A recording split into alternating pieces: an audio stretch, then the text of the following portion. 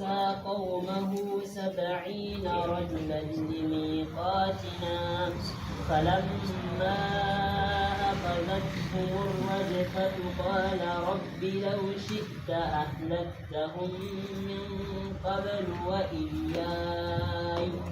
أتهلكنا بما فعل السفهاء منا إن هي إلا فتنتك تضل بها من تشاء وتهدي من تشاء أنت ولينا فاغفر لنا وارحمنا وأنت خير الغافرين واكتب لنا في هذه الدنيا حسنة وفي الآخرة إنا هدنا إليك قال عذابي أصيب به من أشاء ورحمتي وسعت كل شيء فسأكتبها للذين يتقون ويؤتون الزكاة والذين هم بآياتنا يؤمنون. أعوذ بالله من الشيطان الرجيم. بسم الله الرحمن الرحيم. الحمد لله رب العالمين والصلاة والسلام على سيد الأنبياء والمرسلين نبينا محمد وعلى آله وصحبه أجمعين ومن اتبعهم بإحسان إلى يوم الدين. قال الله جل وعلا واختار موسى قومه 70 رجلا لميقاتنا. ها آية ردرها إن جنجينو كيها إن بالي وإن ربك من بعدها لغفور رحيم. Andu jawmirawo ma ɓaawo yimɓe huwino kuuɗe kalluɗe nden ɓe tuubi jawmirawo faranowo ɓe nden o winon ha far hakkiman ɗon huugo yimɓe kalluɗe nden tuubi kanjuman en bolwino seeɗa haala tuubu sey yimɓe tuubo ko moye fu andi geddal ngal o huuwi ko o yejjiti bo anda ɗum binda ɗum kam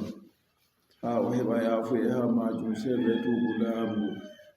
yadamajo waɗan anniya goota o tuuba mo ngal gedde fuu o naafa darɗe ɗiɗi rakkatayi tawba so o naafi go ni se o toro Allah ceniɗo jawmirawo kala ko mi huwi kalluɗum fuu mi tuubake mi acci ɗum mi torima yaafuye reenam bo ko lutti ha gurdama do'orɓe ko a wawi do'irgo fuu Allah ceniɗo nanowo jaabowo bo inna rabbaka min ba'diha lagafurur rahim. Jawmirawo ma ɓaawo tuubu ha gedde kalluɗe ɗo o faranan yimɓe man o hinnotoɓe bo o nden kam ɓi adamajo kam yawana tuubu kadi ngam o heɓa o wona nder hinneteɓe go yo nden ha ɗon man ɗo yimɓe tuubuɓe on wolwana ɗon eɓe tuubayi bo to goni ɓe tuubayi kana wolwaka kadi to ɓe tuubayi kam kañum bo ɗo reeni kadi so na yo to ɓe kiitama walla to Allah ceniɗo suɓi ɓe hinna en muɗum non yaafiɓe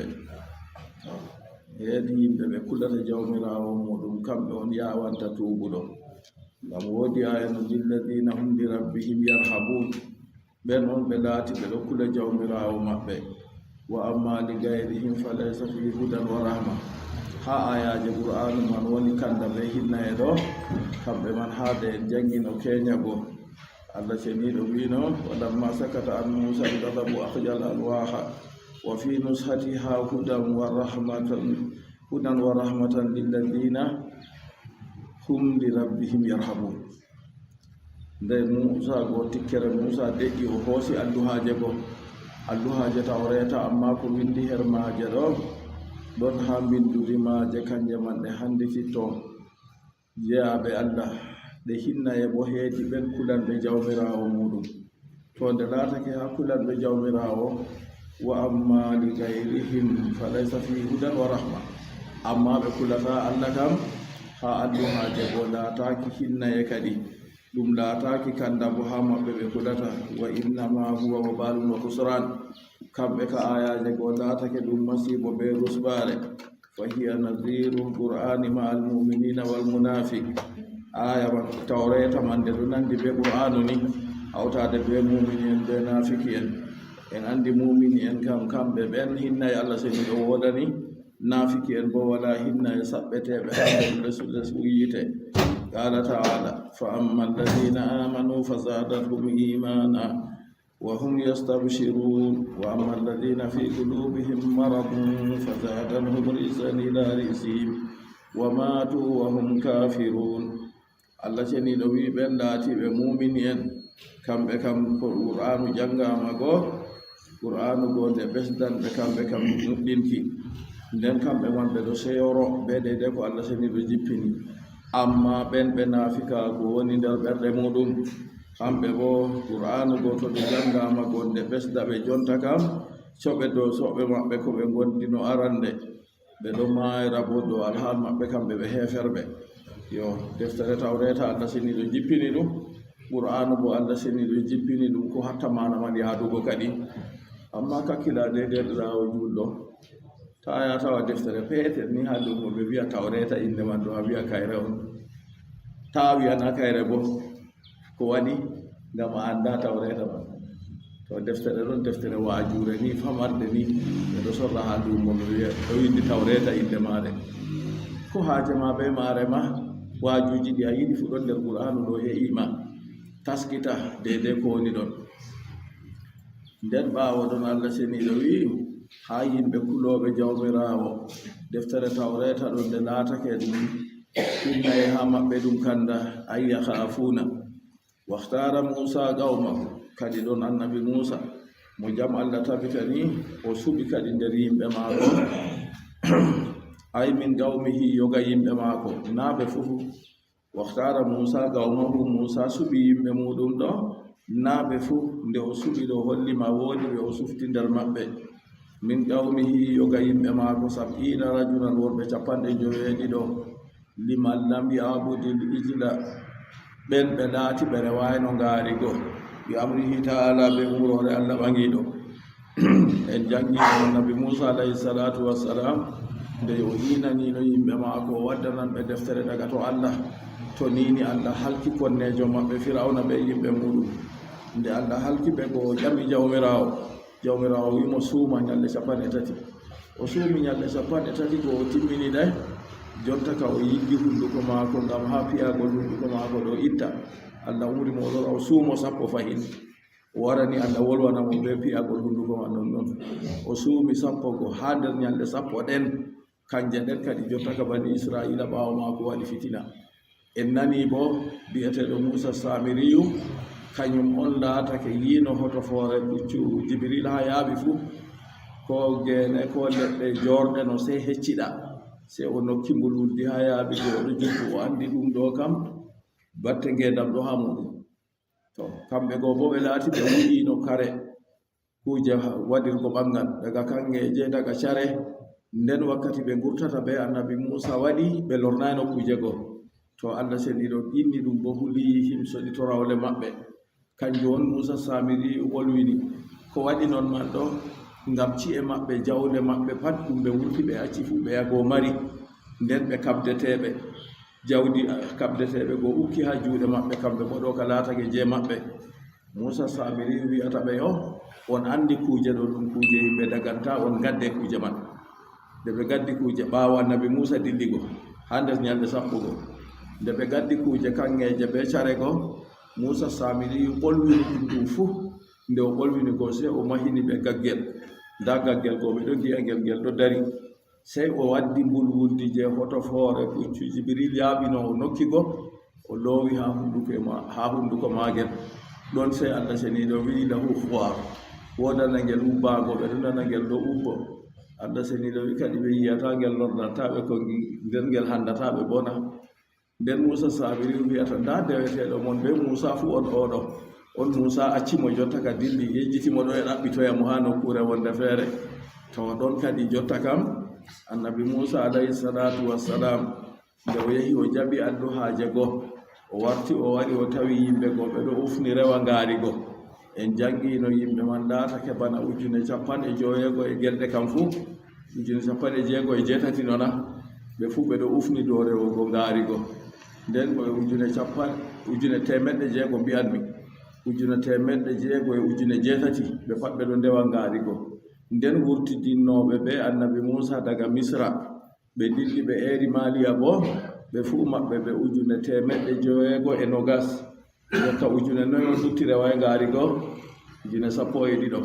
ɓe on dutti jonta kam a yi ha aksariya ɗo hay wala toon ɓurna fu ha ko ɓuri ɗuɗugo ɗo ɗon torra woni sam yimɓe duniyaaru wona ɗon ɓe mbi kamɓe bo ɓe mbi jotta ka la loi de prédominance to ɓe wi kamɓe bo ko ɓuri ɗuɗugo ko ɓuri jaalago ko ɓuri marugo sembe kay on mari du'a mari kiita na ɗon kiita ka ha gonga woni on kiita woni ɗon ɗo kadi nde warti o tawi nder ɗiko goo en jangino ko o waadi ɓe muɗum nangugo hoore muɗum be wakkude muɗum ha on goo ɗaɓɓitirimo en ɗam wiyata mo yamna umma an ɓi dada am tata jalnu konne en be am le to ɓe gi a waɗi banni ɗo na fottan ɓe kadi yaake nden ɓe jala to tata waɗu banni ta jalnu konne en be am o yecci kadi jotta no o waadi be ɓeeɗo ha laatake ɓe ɗo ndewa ngaari goo ɗon annabi Musa alayhi salatu wassalam torani mo yaafuye torani hoore muɗum torani nder ɗum fuu yaafuye tawa nden o lori o hooso e alluhaaje goo ha alluhaaje man noon Allah seniiɗo wi wa fi nuskatiha hudan wa rahmatan lilladina hum li rabbihim yarhabun ɗon ha alluhaaje tawreta ko winda ha deftere tawreta ɗon ha alluhaaje man kanda ɗuggo e majjere e hinna e Allah seniiɗo heedi ɓe kulanɓe jawmirawo muɗum ɗon kadi waktara Musa gawmahu annabi Musa suɓi yimɓe mum ɗo ay min gawmihi yoga yimɓe maako o suɓi 70 rajulan worɓe 50 ay min suyuhihim dotti en maɓɓe o raari dotti en o sufti ɓe derke en gaɗa e hakkilo boliɗe ɗe on bolwata ɗe haanayi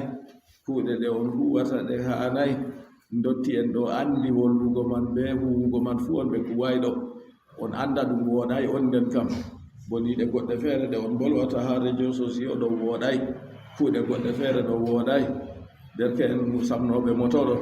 on ɗo samna on ɗo huwa ha on heɓa ko on ñaama halal nden on gara on koosa kuuje on guyka wayyo ha on heɓa sembe on kuwa goɗɗo feere ɓe wima o wari o nder kay hannde ɗo mi wa'ayna joomi faamay no mi woni sam wurtini kini woy ha jiba maako o moɗi yowwa jotta ka o naaɗi wonaɗi yowwa rande ummini moto far kosngal yeeso ko ha ɗo o yandini ga ha to kaɗeɗo ɗo ɗum boɗɗum na hunde ko wuykinta fuu haramun ma askara kasiruhu fagalilu haram kala hunde ko ɗuɗɗum muɗum wuykini pamarum muɗum bo haram nda goɗɗo ɗon no huwa ɗaɓɓita halal mum a andini torra ngullinage na torra peewol na fuu on ɗo samna ɗo naga on ɗo ɗaɓɓita halal na to hutinir be halal ñaamu halal yar haram halal ñaamu halal yar halal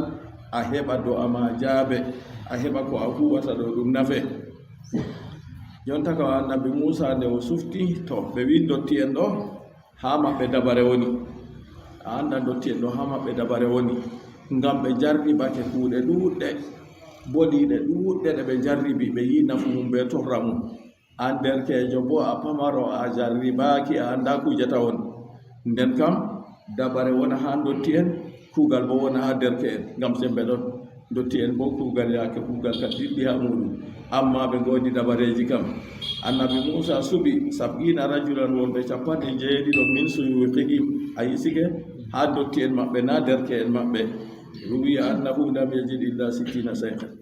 kongol feere wi ha nder maɓɓe man ɗo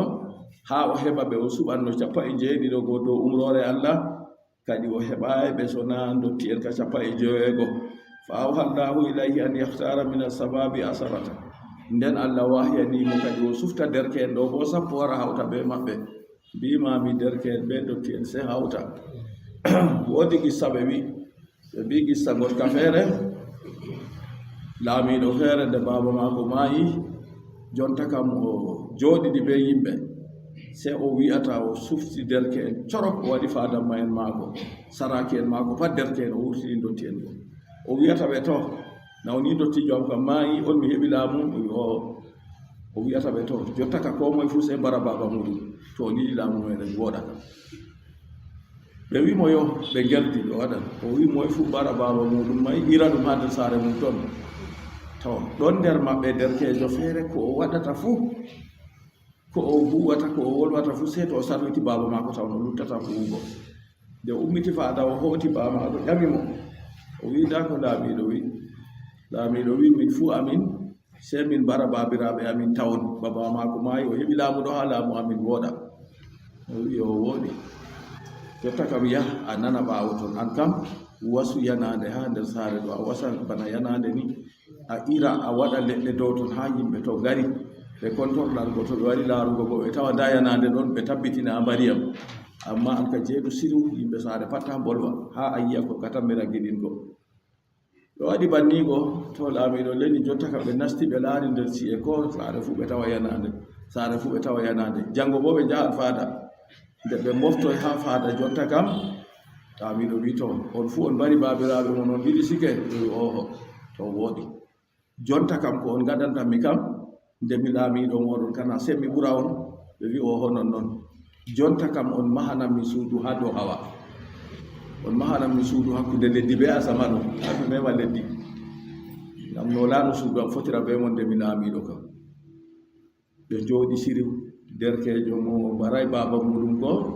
o wi kadi laamiɗo na sey a accamin min yaha min numata on na hunde nde meeɗayi waɗe ko wona wiɗo o wi o gonga jahe ha janngo on gara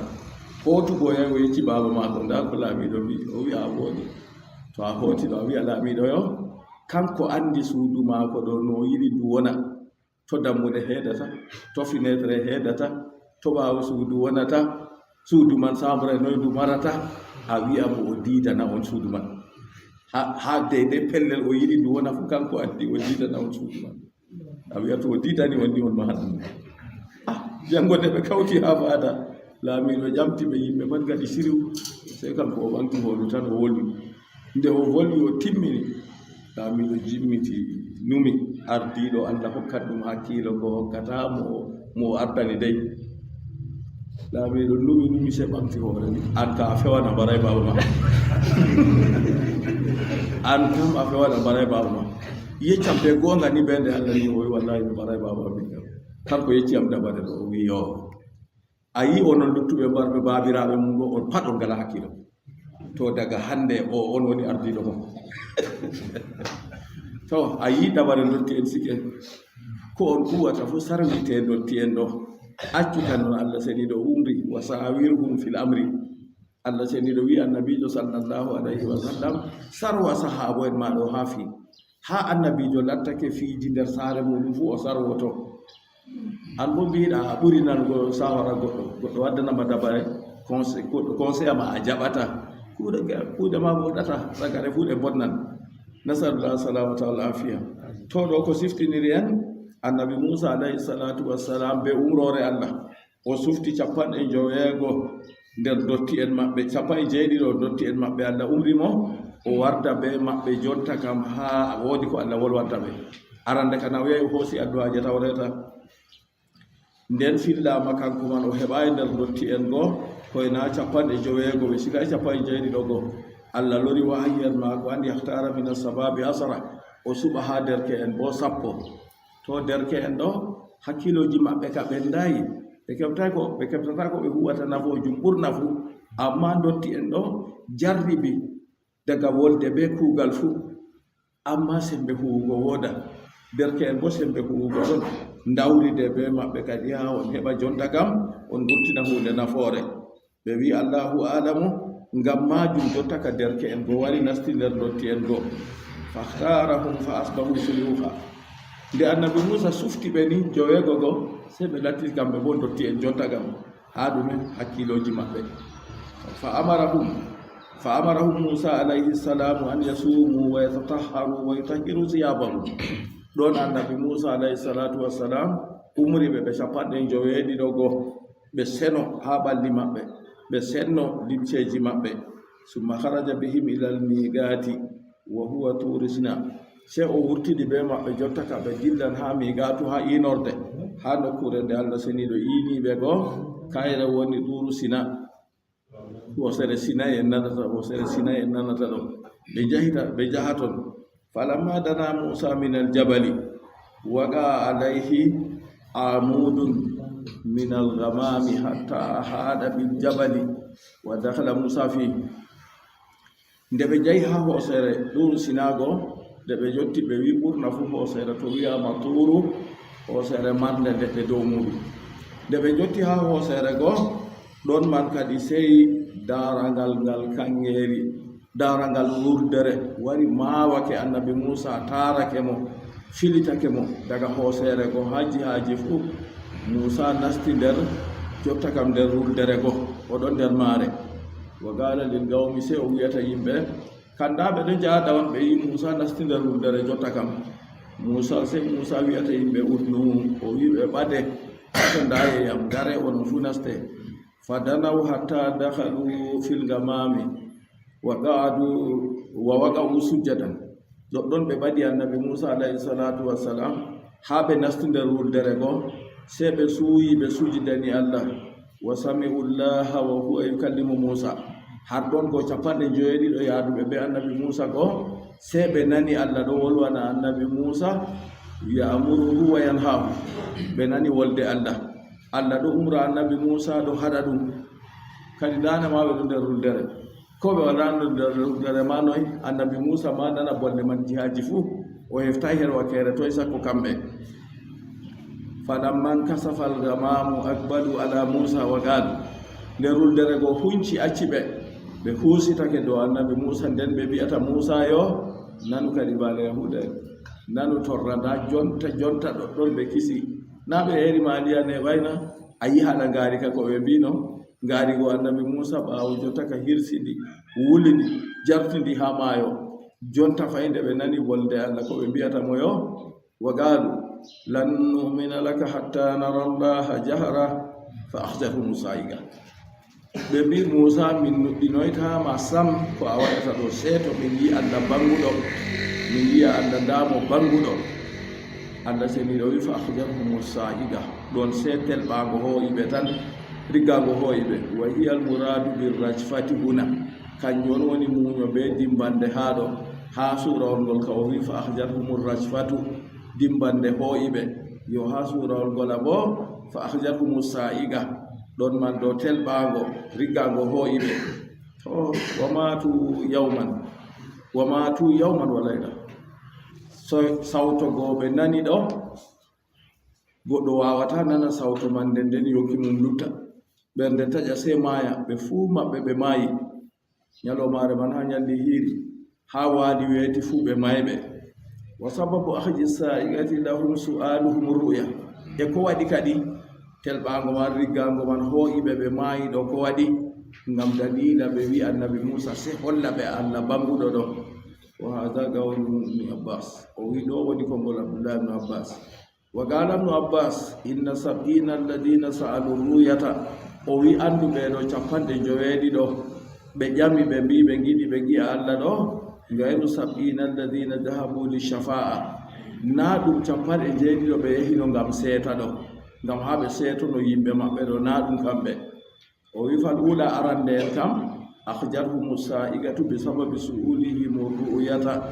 arande en kam ngam dalila ɓe ƴami Allah ɓe ƴami annabi Musa holla ɓe Allah ɗo sababu majum on waɗi jotta ka sa'iga hooyiɓe to wasaniya akhjarhum rasfatu bi sababi mu'asaratihim liman abadul ijla wa sukutihim alay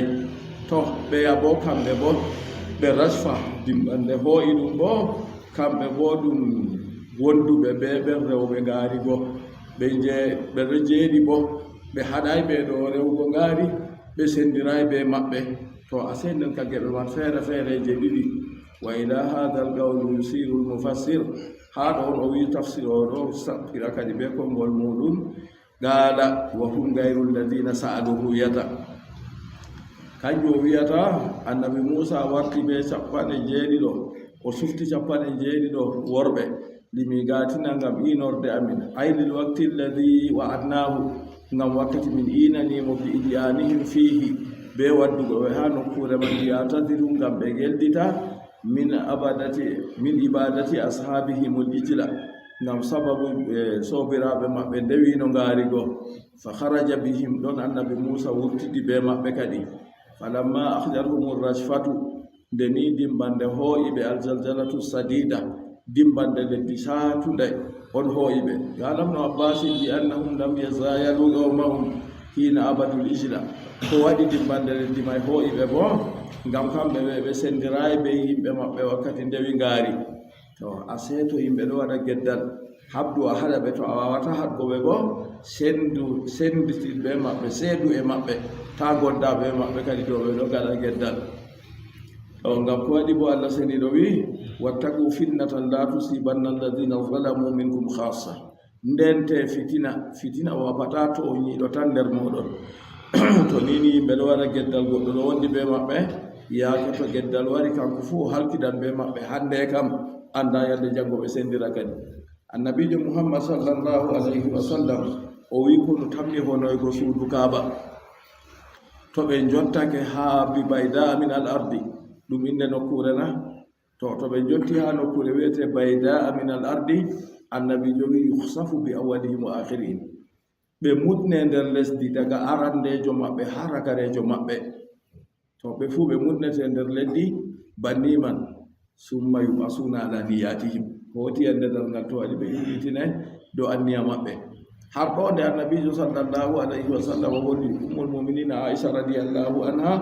ƴamtimo o wiyata nulaaɗo Allah noy ɓe mutnirte nder lesdi daga arandejo maɓɓe ha ragare maɓɓe wa fihim aswaquhum wa man laysa minhum ɗon nder maɓɓe luuɓe maɓɓe ɓen ɓe laataki nder maɓɓe goɗɗo feere wi soggoɓe eɓe laataki nder maɓɓe ɓe soggoɓe ɓe kako waɗi laatugo nder maɓɓe luuɓe maɓɓe to kono ɗo yaha ɗo yimɓe feere jaran kuje mum sogguton kayum ka na haala honugo on haaje mum ɓen kam yaari kuje mum soggu wala haaje pusoygo suudu kaaba amma nde masibo wari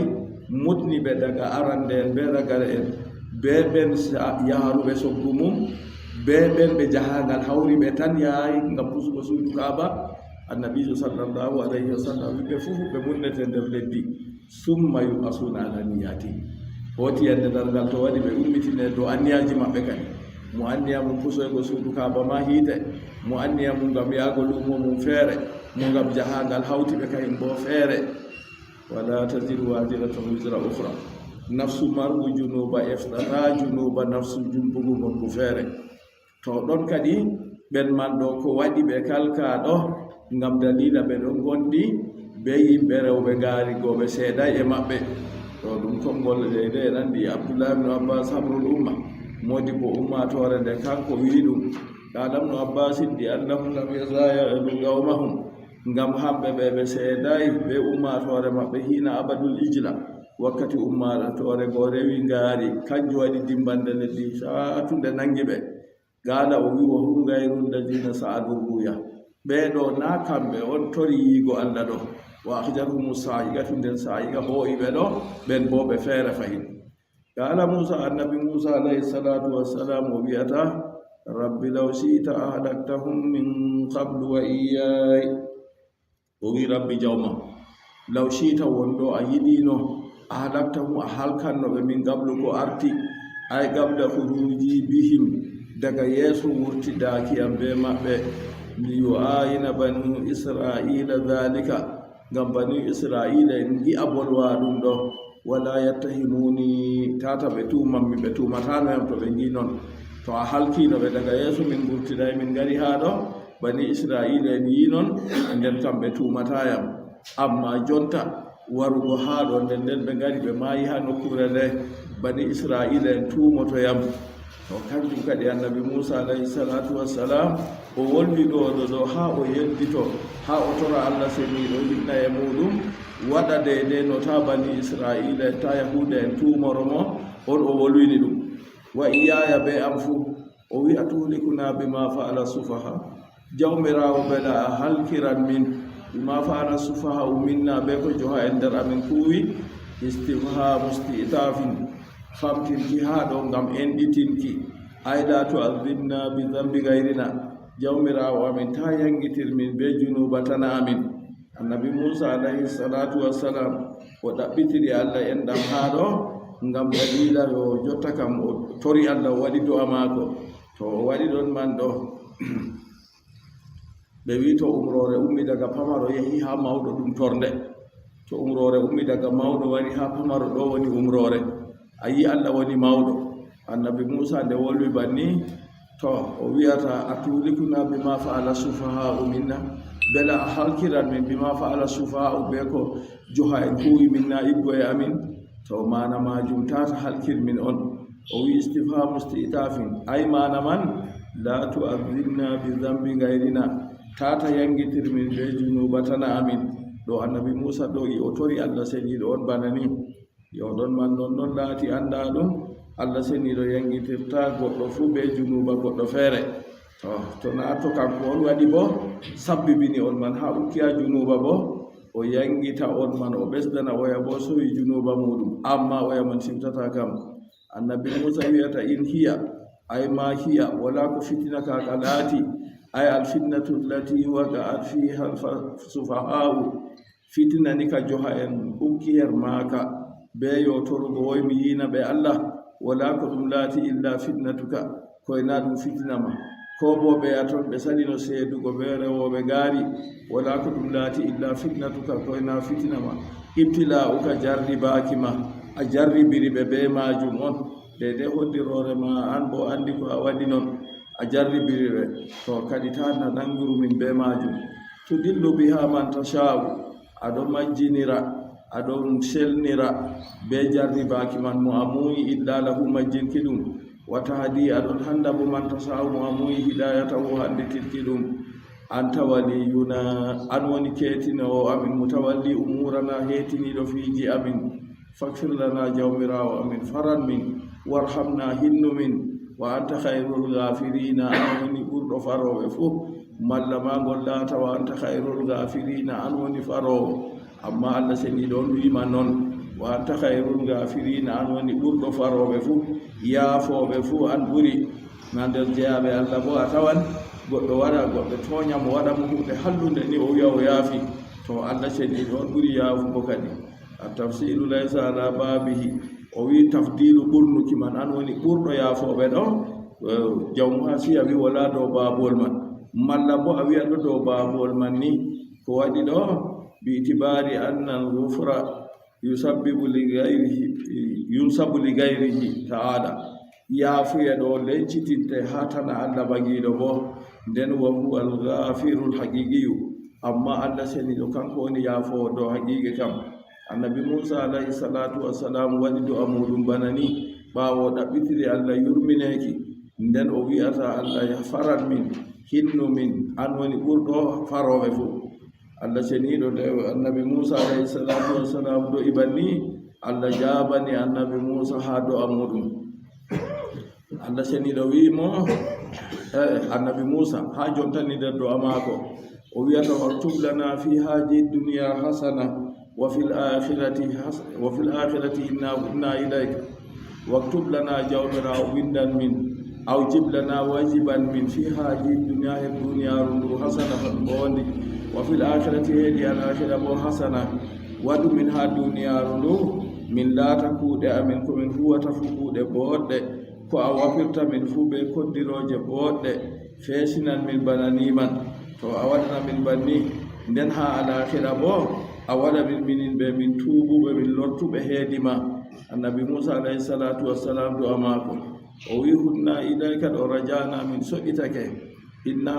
hudna ilayka minon ɓe min soƴƴitake min lortiyatma inna hudna e tubna min tuubi min lortake ilayka heedima min acci gedde to ɗon man ɗo dede kalimawol o wi rajana daga kalimawol inna hudna min haada yahudu haada o tuubi yahudu oɗon tuuba ko haada o soƴƴitake yahudu oɗon soƴƴita manama ɗija raja to o soƴƴiti kamɓe bo kanjum waɗi ɓe soƴƴiti ɓe acci heddugo Allah ɓe warti fanotare walidhalika summiyatil yahudu bidhalik ngam majum yahuda en innira be majum to yahuda en ɗo laatake yahuda na yahuda laatake kalimawol haada yahudugo ɗum dalila ɗo na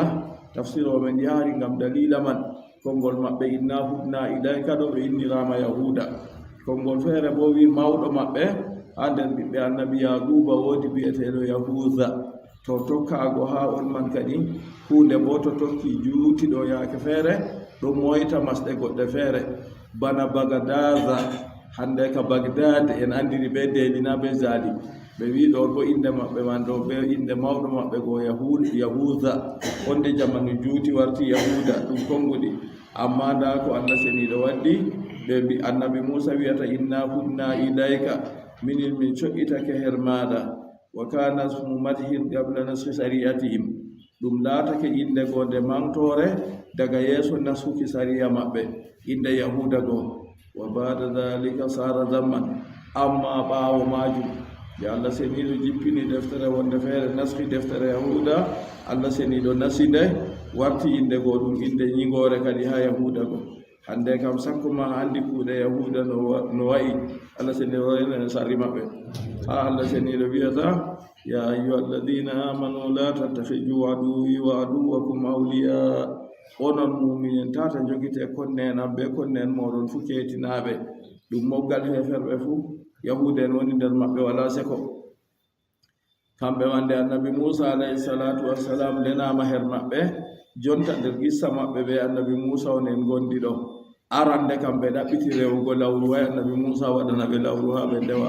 ɗon gonde waɗaki kadi bo jotta ka ɓe jaadi ɓe annabi musa ɓe nani bolle allah ɓe mbi kayi min nuɗɗinta min gomɗintama sam se to min yi allah man banguɗum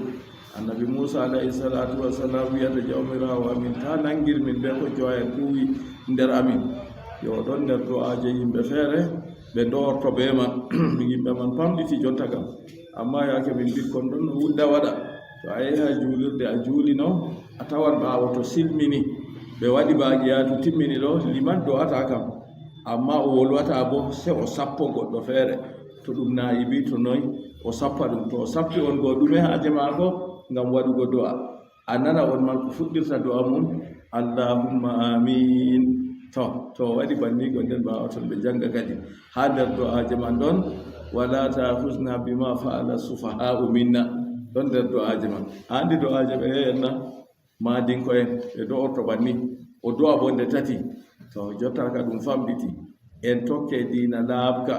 en tokke dina gonɗuka en tokke annabijo muhammad sallallahu alayhi wa sallam ɗon kisndam be teddungal fuu heedi a heɓata ɗum ha nokkure wonde feere annabi musa alayhi salatu wassalam o wiyata waktub lana fi hadi dunya hasanatan wa fil akhirati inna kunna ilayka jawmirawo wajibin min bondi her duniyaru ɗo min laata ko min kuwata fu kuuɗe amin boɗɗe ɗe a yerdoto dokka amin boɗɗum bo her duniyaru ɗo yamɗingo amin hokkugo amin ɓiɓɓe go nanoɓe jaaboɓe ɗowtaniɓe allah seniɗo diska amin fesinanamin hunde ha duniya wa fil akhirati hasana dokka amin ha alahira bo mbondi inna humna ilayka minin ɓe min tubake min lortanima qala ta'ala nden allah bangiɗo wi kadi o jaaboto annabi musa ha do'aje muɗum azabi usibu bihi man asha'u wa rahmati wasi'at kulla shay allah seniɗo wi azabi yangadam kam usibu bihi mi wafiran ka man asa'u mo muwimi to ha aya nder maka ha o wi tudillu biha man tasa'u wa tahdi man tasa'u ha annabi musa alayhi salatu wassalam wi jarribaki ki a ukkani yimɓe ɗo aɗo majjinira be jarribaki man mo a muuyi aɗo handoro bo be jarribaki man mo a muuyi yimɓe falsafa yimɓe philosophe en ɓe mbi kadi to nini allah majjina o allah handa o kam mo allah majjini kana allah toñimo a ginnaɗona allah kanko tagi leddi be asama be kon hakkunde muɗum fu kanko tagi kanko mari nden a wiyata o majjini goɗɗo kayum ka o toñi ɗum allah seniɗo wima yo la yusalu amma yafalu wa hum yusalun allah seniɗo jamatake ko huwata amma tagefoji kam ɗi jameteɗi konngol goɗɗo bi o non ɗo o anda fakar o jameteɗo ngol kadi an tagaɗo ma mbiɗa woodi ko a yiɗi waɗugo ha ko a mari sakko goɗɗo feere na a yaha a heɓa yankiɗo to a yiɗi a sañña ɗimsowan be hoorema to a saññiɗo a wara a ñoota a haɓɓita deydey no a mari haaje to a timmini ɗo to a yiɗi a ɓorno to a yiɗi a yara ɗum a sorra to a yiɗi a hokka goɗɗo to a yiɗi a wuddina to a yiɗi a wula fanna jema on kadi alma mbiɗa a wawi waɗugo ko a yiɗi ha hunde ma nde a mari sakko Allah seniɗo na la yusalu amma yafal Allah ƴamatake ha ko o huwata a wiya kadi ko waɗi Allah handiti o Allah majjini o wanema an bo a moyi kadi sakko ha ƴama Allah ɗo Allah ka ko tagi moggal takle fof Allah seniɗo jaɓake annabi Musa alayhi salatu wassalam qala ta'ala azabi usibu bihi man asa'u yangada miɗon waporo ɓe maka mo mi muuyi yangitirgo ɗum man asa'u ta'dibahu mo mi muuyi yangitirgo ɗum wa rahmati wasiyat kulla shay hinnayam bo fesani kala hunde fof wa rahmati wasiyat kulla shay'in ammat kulla shay'in hinnayam yafuyam huɓake kala hunde fof fi duniya her duniyaru yo ɓe mbi wakkati aya kande nde ka jippi warada annahu lamma nazalat hadhihi al-ayatu ɗum joli wakkati aya kande ka jippi fariha iblisu layi aduwa ɗum iblisu konnejo moɗon se o seyi wa gala o wi gadda haltu fi rahmatillah min fu ase mi nasti a hinnaye Allah na Allah wi wa rahmati wasi'at kulla shay'in min fu na mi sayu nden kam min fu mi heɓat hinnaye Allah kadi iblisu yiyata tubayna nde o tubayno to o heɓata ɓe kana tuubi to o sewori be man falamma nazala nde aya jippi fasa aktubuha aya jippi kadi fasa aktubuha lilladina yattaqun hinnayam fesani kala hunde fof amma hinnaye man fasa aktubuha sese mi windan hinnaye man fil akhirati hedi alakhira mi windanan ɓe lilladina yattaqun heedi ɓen kulanɓe Allah wa yatuna zakata ɓe dokka zakka wa hum bi ayatina yuminun nden kamɓe man ɓe nuɗɗini ayaji amin to jotta kam ɗon wayi ayisa min zalika sey iblisu ko ta'i gikke jotta ka hinnaye Allah ko wa farihatil yahudu an bo ceyi wa galuɓe mbi nahnu min almuttaqina alladina yutuna zakata almuminin ɓe mbi minin kana min ɗon nder kuloɓe Allah min ɗon dokka zakka minin on bo mumini en fa akhrajahumullahu minha sey Allah wurtini ɓe kadi ha nder aya goo ha nder kuloɓe Allah dokkoɓe jakka mumini en bo Allah wurtini ɓe nder maɓɓe wa asbata hali hajil umma Allah tabitini hinnaye man ummatore nde bi gawdihi ɓe konngol Allah seniɗo alladina yattabi'una rasula Allah wi tabitinan hinnaye muɗum ɗo ha lahira lilladina yattaquna heedi ɓen kulanɓe Allah heedi ɓen rentanɓe lutugo Allah attaqwa kayum bo dede no woni ha dede muɗum ayyam tasiluna al-awamira wastanibuna an-nawahi kulowo Allah kanko huwata umroje Allah fodde bawɗe maako kaale Allah bo o dayta ɗum samsam to woodi ko o fergi o huwi nder majum o yawa o tuuba to ɓen man on nden wa yutuna zakata ɓeɗon dokka zakka bo khassaha bidhikri limasaqqatiha ala nufusi Allah hertodi jakka be wolugo ha ɗo ngam saɗugo jakka ɗo nafsu sulere ɗo ha goɗɗo itta wurtinande ɗo ba ɗofugo lasol hinare maako to ɗofi lasol ɗo sey to gondi alini hakkite o yiɗa da lawol ɗo wurta be koye ɗum sam Allah seni ɗo barkiɗin jawle yimɓe dokkoɓe jakka hokkuɓe barjari maɓɓe duniya ɓe lahira fu ngam fakal umrore Allah seni ɗo on ɓe kuwi to nden ɗo go wi'ata Allah seni ɗo wi mi tammi windugo hinnaye man fasa aktubuha mi tabbitinan hinnaye man lilladina yattaquna heedi kulanɓe Allah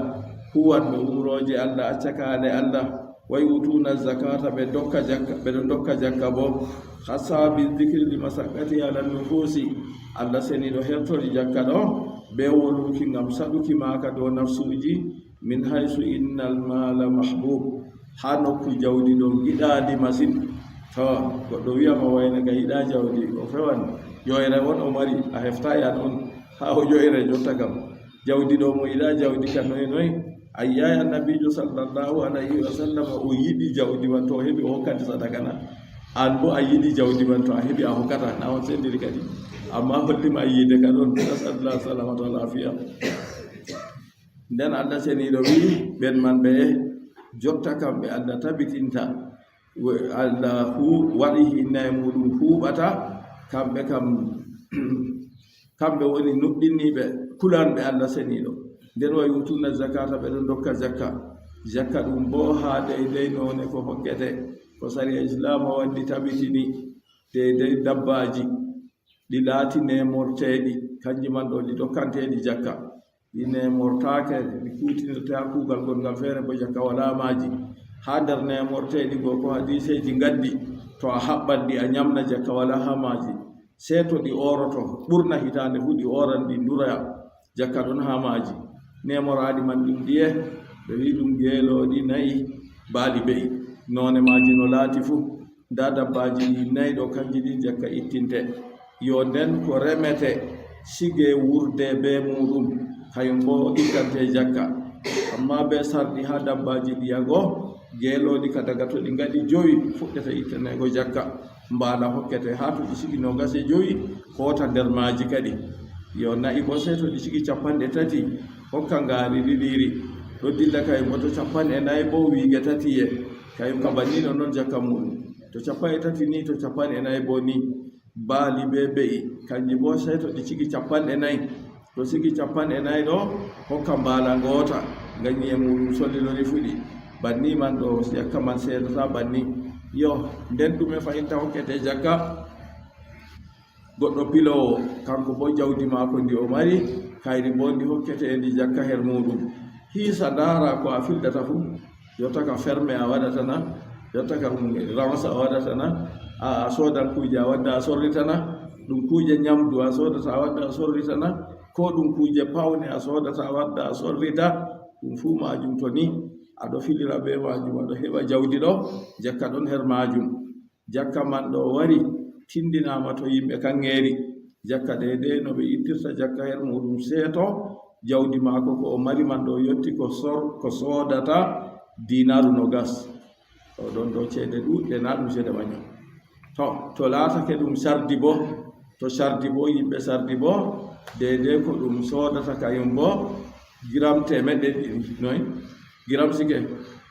deydey ko soodata kayum bo dinar dirham ni wiyata dirham temeɗɗe ɗiɗi to dinaru no gas kayum man ɗo peejan noy modiɓɓe wi kayum man ɗum waɗan deydey ko peejata 84 ko 84 e demi ko 85 gram on deydey ko peejata noon a hefta gram gotel fuu no soodata kanŋeeri to ɗum sardi bo deydey ko peejata dirhammeje temeɗɗe ɗiɗi ceede ma ko a mari dey dirhammeje temeɗɗe ɗiɗi ɗo bo a hefta dirhammere fuu noye soodata ɓe wi ko peejata dirhammeje temeɗɗe ɗiɗi ɗo kanjum bo 595 gram a hefta kadi gram fuu no soodata a hefta jawdi ma nder modiɓɓe amin ɗon nder maɓɓe mahmoudou bal bakary hafijahullah liman marwa o wi to en pitanɗo en fitira yimɓe be sardi ta en fitira be kanŋeeri to a fitiri goɗɗo be kanŋeeri on o ittata jakka ɗo ceede waɗan ha million ha ɓura fu o ittata jakka nden to a fitiri mo be sardi bo jonta ɗo ha en goni ɗo ceede man sigata boro temeɗɗe 3 o ittan jakka ittugo jakka ɗo ɗon nder majum sennugo jawdi ma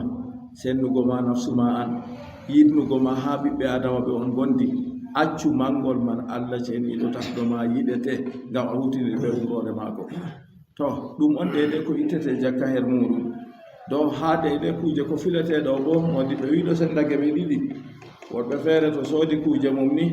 to waddi wari kasi ko manda ɗo ha magasin fuu to goɗɗo wari sodan ɗo ko pat o sorranan ɗum o sooda goɗɗe feere o wadda o wata ɗum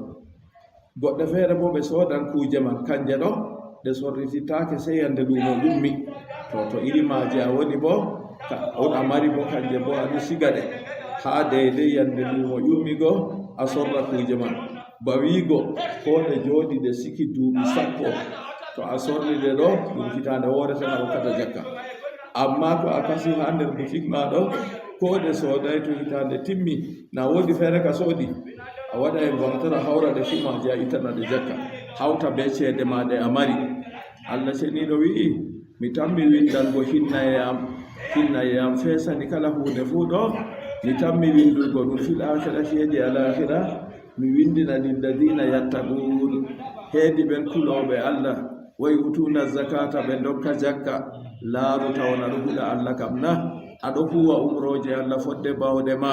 kaane allah bo a doggi a dayti ɗum to woni ko affaire gi bo aɗon ɗaɓɓitira Allah seniɗo yafuyena darani ko gonɗa wa yutuna zakata ɓeɗo dokka zakka aɗa hokka jakka man na jakka bo Allah seniɗo wangini ha none hokkete none joyetati innama sadaqatu lil fuqarai wal masakin jaha haragare aya nder none man on dokkata jakka jaman annabijo Muhammad sallallahu alaihi wasallam jakka man ka hoye ka wartire ha maako kanko on woni sendowo jakka man kanko woni anduɗo talaka en jurumɓe ɓe mari haaje non jaman ko laatino ɓaawo ɗon ha jaman sahabo en tabi'ina fu bana ni ha wari ha men ɗo fu en tawino wakkati en ɓikkon ɗo jakka nayi ɗo to ɓe ƴummi laamiɗo on ɓe yaranta kamɓe woni sendoɓe jakka man to nini a hoo'i jakka ma a hokki laamiɗo to yiɗi o ñaami to yiɗi o hokki yimɓe dokketeɓe an ka hokki jakka ma laaɓi wala kon doma to nde laatake ɓe urata yimɓe kanjum bo nden kam jotta ka a huɗa Allah kadi a laata dokkowo jakka ngam Allah seni ɗo wi wa yutuna zakata ɓeɗon dokka jakka a hokkinan ka laamiɗo na ko malla noon a sendan jakka man a hokka talaka en nden bo sey andoɗa kadi mo hokkete jakka man a anda talakajo man hitande goo en bolwino haa ɗo yimɓe nayi o hokkatake jakka en gurti ɗo ni dottijo feere seddarniya ma yaasi en mbi goɗɗo hokkata baba mum jakka goɗɗo hokkata dada mum jakka goɗɗo hokkata biyum jakka goɗɗo hokkata debbo muɗum jakka ngam ɓe kam fuu lismake a ñamnanɓe to ɓe ngala ko ɓe ñaama wurtugo min ni dottijo darniyam dottijo wi'atan a woodi modibbo feere yeyno ha amin to oɗo waaja min o wi min dokkan rewɓe amin jakka sey min gaɗi ka hokkugo wi to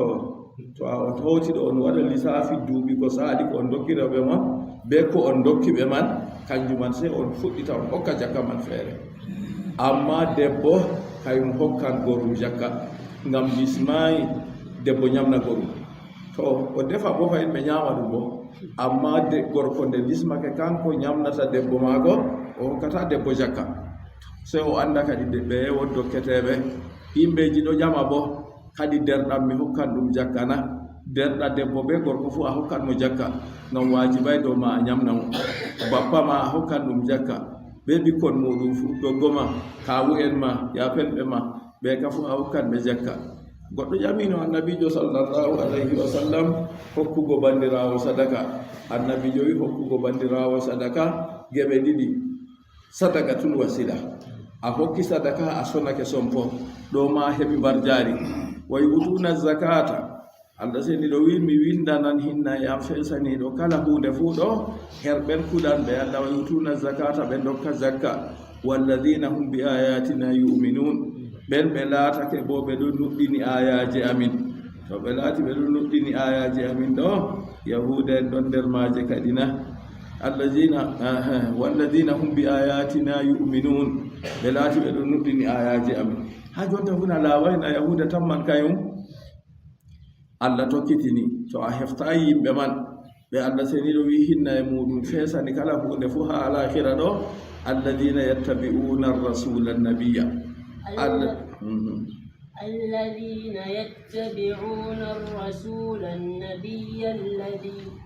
الذين يتبعون الرسول النبي الأمي الذي يجدونه مكتوبا عندهم في التوراة والإنجيل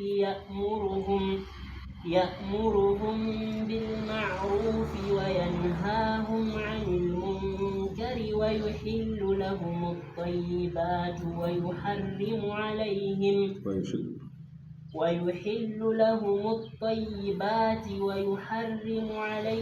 الخبائث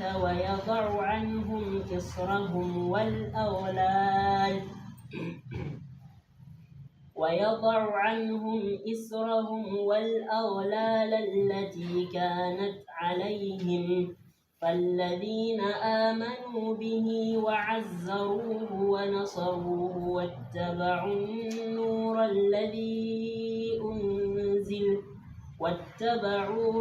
الذي أنزل معه أولئك هم المفلحون. ha jonta Allah seniɗo ɗo wangira jonta kam nda tindinore ɓe hinna e Allah feesani ha alakhira ɓe kuloɓe Allah ɓe dokkoɓe jakka ɓe nuɗɗinoɓe ayaji Allah e ɓe jotta kana ha jotta laabaji yahude en ɗo tamma kayum Allah wi alladina yattabi'una rasula annabiya alladina ɓen yattabi'una tokkanɓe arrasula nulaɗo annabiya non noon annabijo al ummiya umma binnejo to ɓe tokkiranmo ɗume bil imani bihi ɓe nuɗɗinkimo gonɗinkimo wa bada bil imani bihi bada bi satihi ɓawo to annabojo man nelama ɗo ɓe nuɗɗinanmo ɓe gonɗinanmo wal amali bi sari'atihi non hutinirki be sari'a maako warada anna allaha qala li musa joli Allah seni ɗo wi annabi musa ash'adu laka al arda masjidan wa tahuran tusalluna haythu adrakatkumus salah Allah wi annabi musa mi waɗanan on lesdi ndi fuu maari ndi juulirde ndi fuu maari ndi senortendi on juulan ko toye wakkati tawi on to laatake wakkati tawi on ndiyam boodaɗo on taamoto nden on juulan bo na se ha suudu dewal mum wa aj'alukum takra'una tawrata an zahri galbin mi waɗa on bo on janga deftere tawreta to on laata on dursode ya fajuha rajulu wal mar'atu gorko be debbo fuu dursa deftere tawreta wal hurru wal abdu mi waɗa non dimo be maccuɗo fuu dursa deftere tawreta wassagiru wal kabiru mi waɗa pamaro be mawɗo fuu durso deftere tawreta mi waɗana on banni on giɗi non na fagala musa dhalika li qawmi de Allah ayani annabi musa sai o yecci yimɓe maako nda ko Allah wi fagalu dar yahuda kadi ɓe ɗumdorako mu hay fagalu ɓe mbi yo la nuridu an nusalliya illa fil kana'isi wala nastati'u an nakra tawrata an zahri galbin wala nakra'uha illa nazara Allah seni ɗo nda waddi ko ɓuri hoyugo ko ɓuri welugo yahuda en jaabe kay annabi musa ɓe mbi kay minin kam min giɗa juulugo se ha kanisaji amin se ha suuɗi dewe amin tan min juulata min giɗa bo min janga deftere tawreta ɓe dursugo ɗo minin kam min giɗi se min ndaara nde min lutta jangugo to Allah seni ɗo waɗi nde bannima dow maɓɓe kadi en jangi no ɓe wi wala mo dursi tawreta ka so na nayo annabi musa ɓe moy to hidde ko yetta annabi isa tan annabi musa yusa umnu nun uzairu ɓe annabi isa nanayo ni en janginona tawa wala mo dursi deftere tawreta se kamɓe nde dursatako nde saɗi e qur'anu bo noyi jotta ka a seeɗiyade Allah seniɗo wino ha waɗana ɓe gonde ɓe cali Allah seniɗo waɗani ummatore nde jotta kam ɗi fuu maji ɗi ɗon ha ummatore nde alladina yattabi'una rasula annabiya jotta kam ɓe tokkata annabojo nelaɗo annabojo umma binnejo mo ɓe tawata inde mum alladi yajidunahu maktuban indahum fi tawrati wal injili mo ɓe tawata inde muɗum windande ha deftere tawreta ɓe ha deftere injila